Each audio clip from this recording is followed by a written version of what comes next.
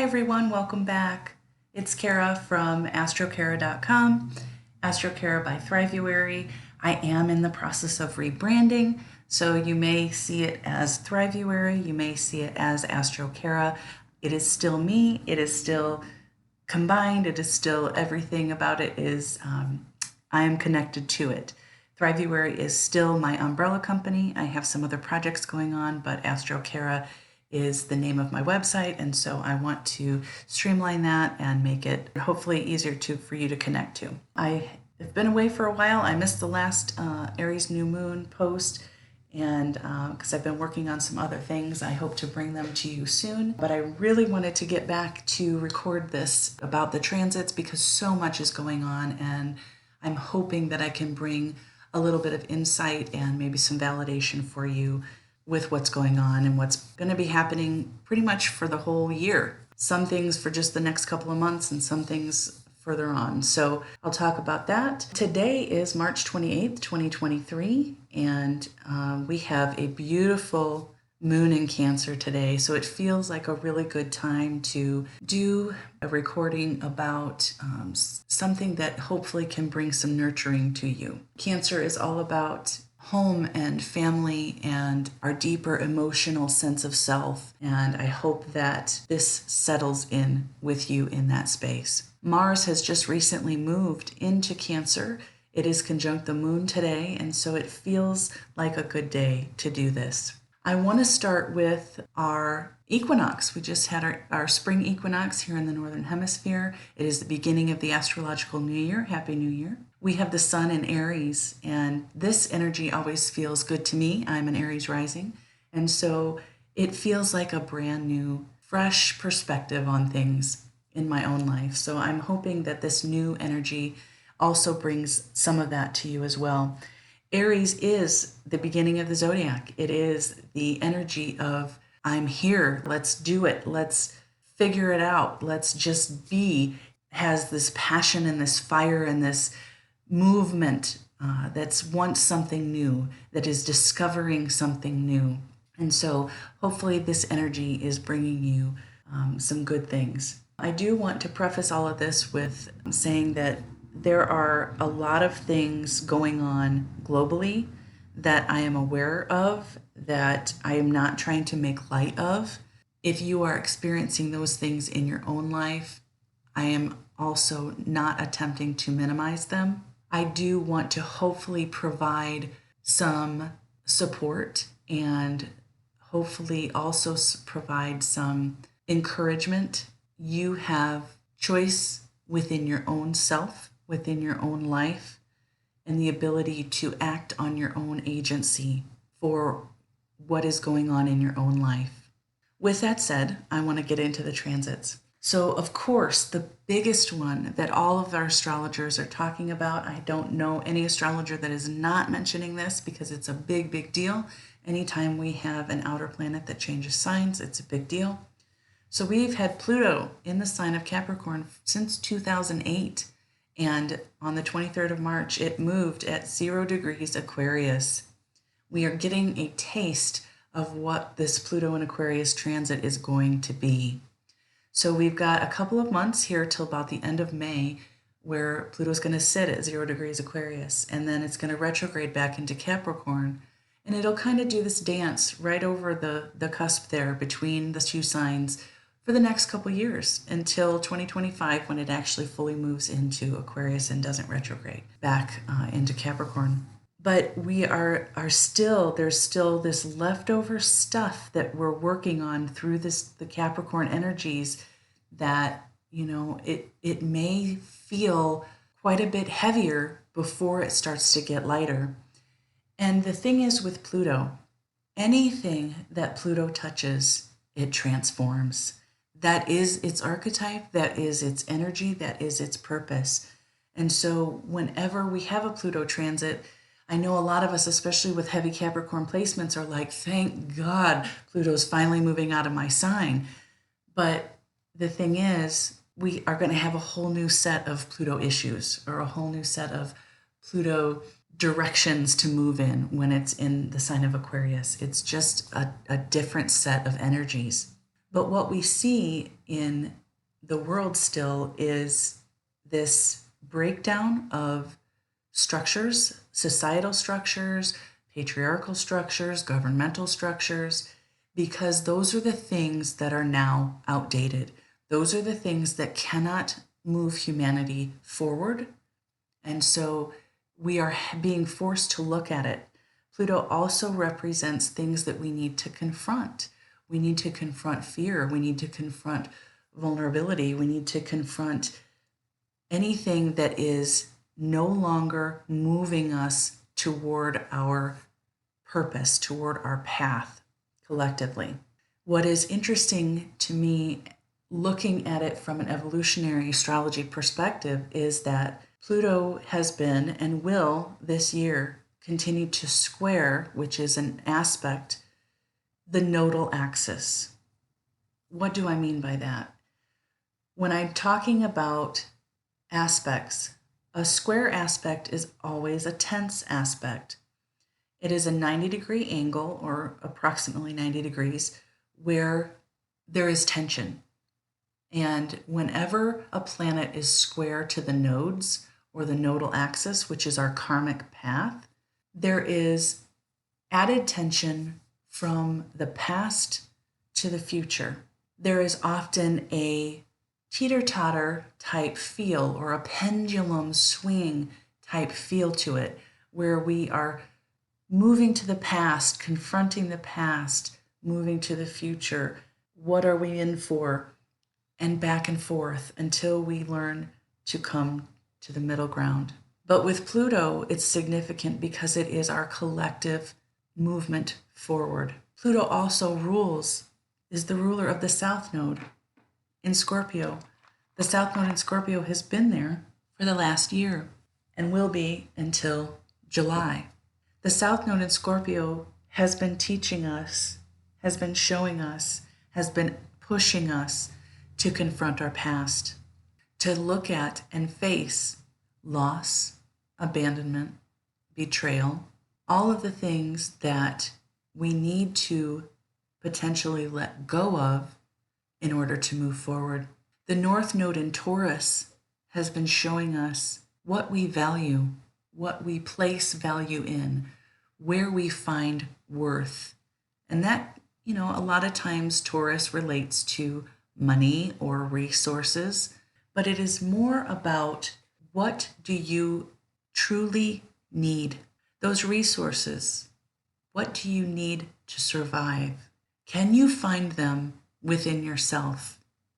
That is what the Taurus North Node is asking us. What resources do you have within yourself, or a way to create abundance for yourself so that you can survive?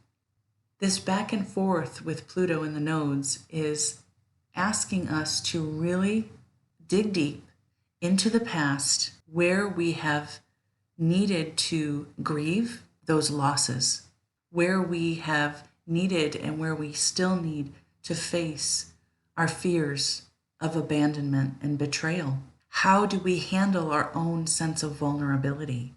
How do we move from vulnerability to sovereignty? So this is not an easy theme. This is not a quick fix. This is something that is going to be ongoing for all of us. Saturn has moved into Pisces now as well. For those of you who were born between 1994 and 1996, this is you approaching your Saturn return. Welcome to adulthood. Welcome to maturation. Those of you who have been working through your Saturn work, congratulations. Hopefully this won't be too challenging for you.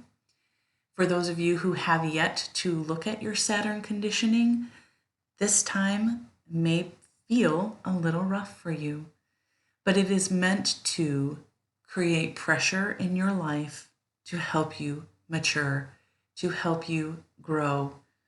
Again, it is about looking at, facing, confronting your conditioning. Where have you felt that you have been boxed in and you're ready to now separate yourself from the past. This is, again, a transit that takes a few years, and you may not even realize the impact that it's having until after it's over. Those of you who were born from 92 to 94-ish that had Pluto or had Saturn in Aquarius, you have just come through your Saturn return and hopefully now are moving into a space of a little bit more understanding within yourself, that you have done some of the work to release yourself from the past conditioning. Now maybe you can help your peers work through theirs. What this means collectively, Saturn in Pisces is going to be showing us where we need to find a new sense of inspiration. It feels like the curtain being pulled back. If you've ever seen The Wizard of Oz, how they came in and thought that the wizard was this all-powerful magical being until the curtain got pulled back and they realized that he was just a human, just a fallible person. It is this type of feeling that Saturn in Pisces is giving, that there's things that we have believed about the world, about ourselves, about life, that is now becoming, the curtain is being pulled back, and we're seeing things more readily for the way they truly are, and not the way we anticipated them to be, or the way we projected them to be, or the way that we were conditioned for them to be. This in itself, with Pluto moving into Aquarius, can cause massive changes, big, fast, unavoidable change. And anytime we have something that happens to us or around us that occurs faster than we can process, there is potential for trauma. The remedy for this is to really come back into ourselves, to understand our own sense of boundary, our own inner sense of identity, connect to our own emotions and know how to regulate them. And how do we manage on a day-to-day basis, step by step, one thing at a time, so that we do not become too overwhelmed with everything that is happening around us. One of the biggest things that I see as well is Mars, as it's moved into Cancer, is now in what is called an inconjunct to Pluto.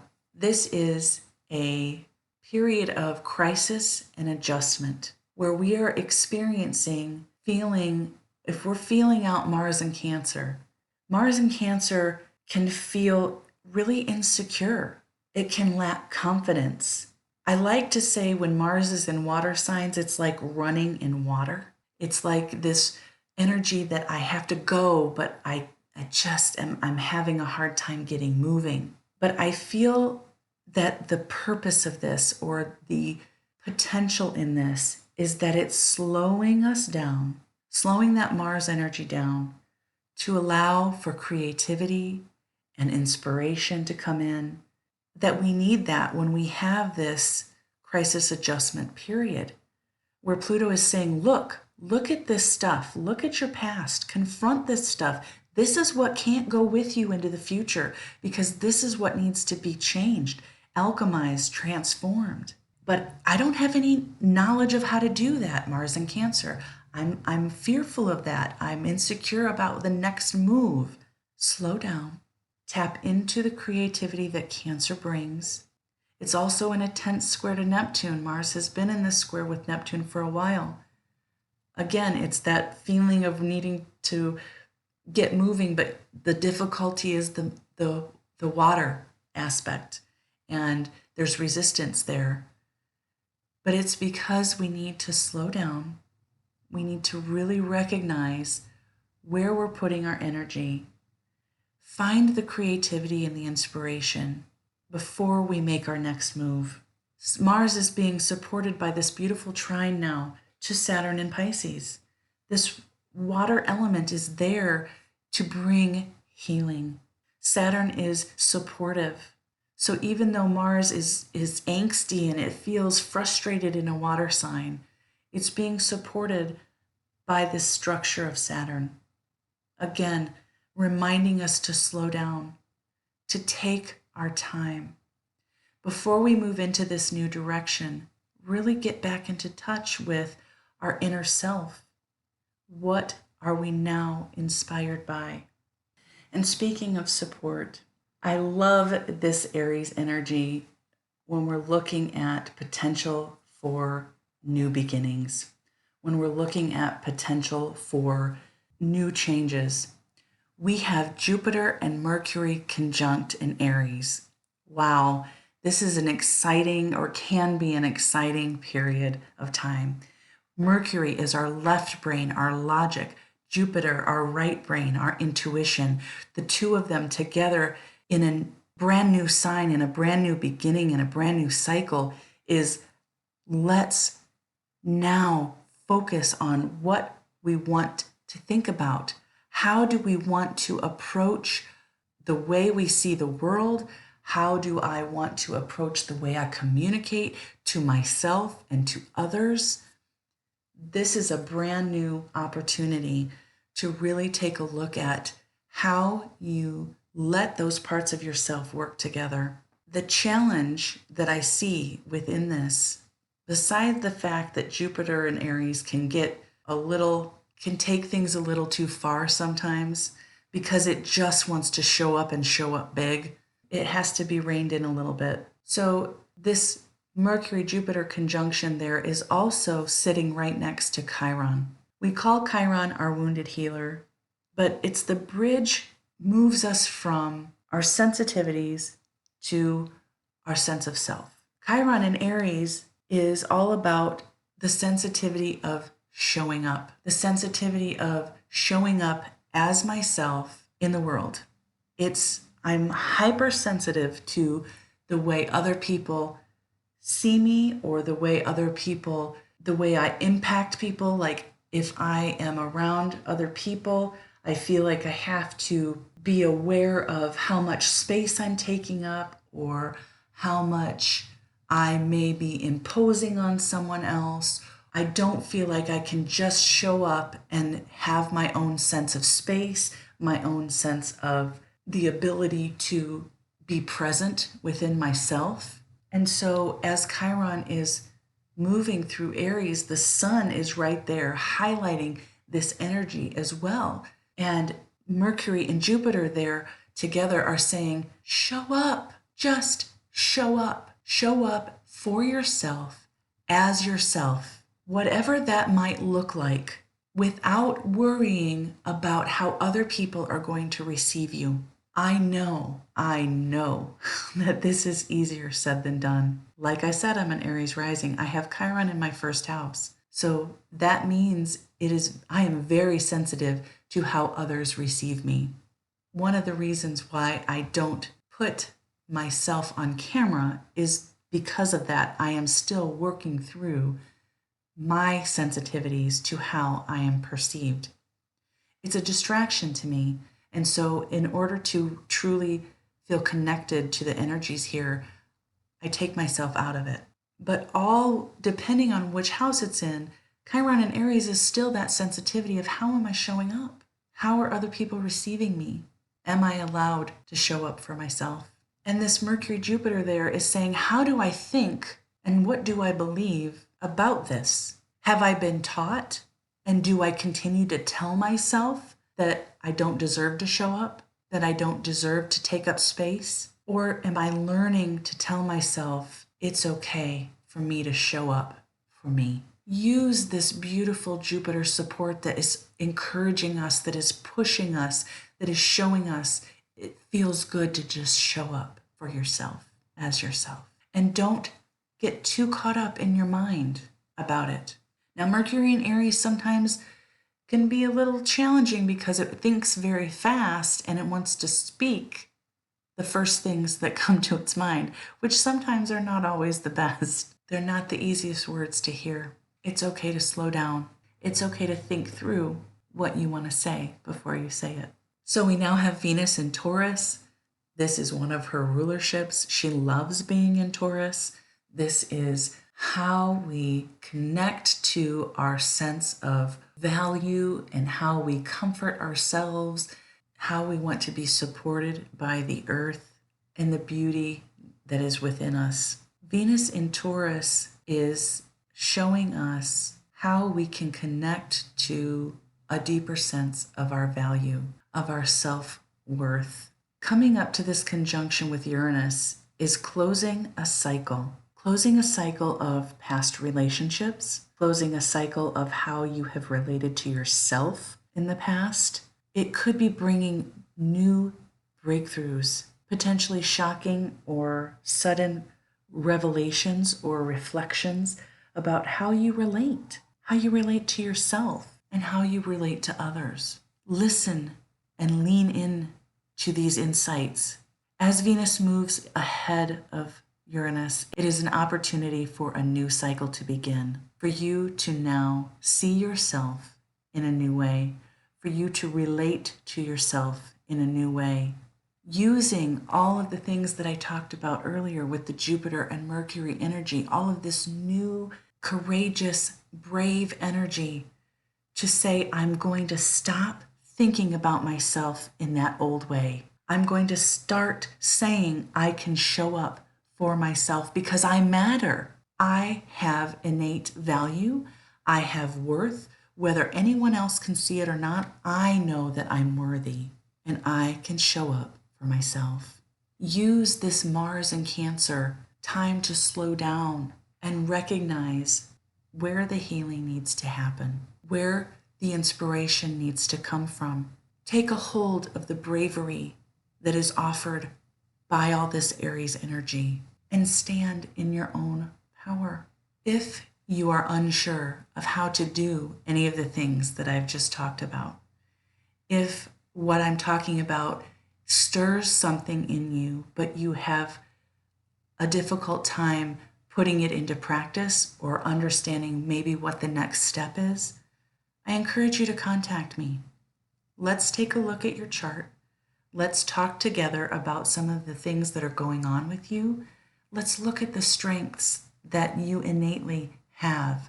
Let's look at the potential complexes that are going on for you. I offer validation, clarity, and support. I'm Kara. astrokara.com is how you can find me, and I look forward to talking to you soon. Until the next time, take care of you.